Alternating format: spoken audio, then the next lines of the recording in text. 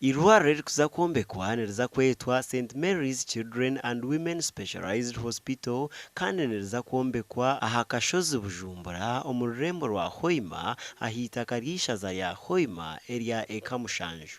Wakaitu kirekyo kuri kusoroza emitwaro, kuri kusoroza miliyoni, kuri kusoroza billions, kandi twena kakuba nituteraniza hamo amani gaitu tukisobora kirugeyo mbyafayo bya bunyoro nti abantu bayetarena hamo billions nka 5 bakazisoroza twena tuije abo kombeka eirwariro lino baitu natasobole kuija noraganizibwa ntekireki itwena ntugenda kuba ntandika omulimo gwokombeka eirwariro tukwija kuba ntuhayo obusaki bwaitu omulingo gwembaganiza kuombeka kuwonka baitu ajja kuba mu n'okuteekamu ebyoma kalimagezi ebyokujanjaba abantu bano abakazi n'abaana.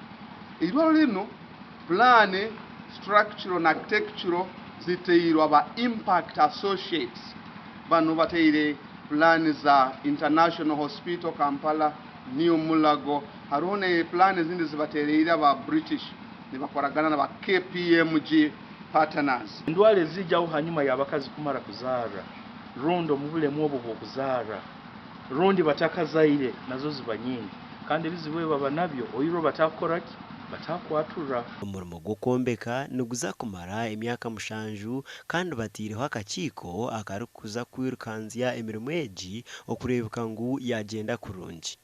Gashakwa Ambrose Nwagaba Katoto.